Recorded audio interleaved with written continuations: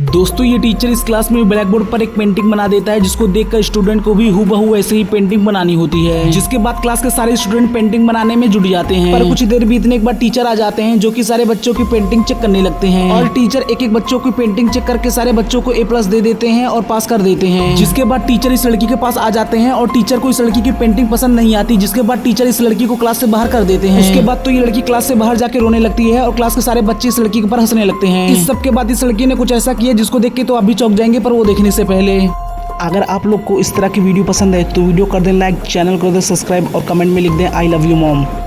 चलिए दोस्तों वीडियो में आगे बढ़ते हैं। और ये सब होने के बाद ये लड़की अपने टाइल से दीवार पर ही पेंटिंग बनाने लगती है। और स्कूल की छुट्टी होने के बाद टीचर और क्लास के स्टूडेंट इस लड़की की पेंटिंग देखकर चौंक जाते हैं। मतलब गजब यार।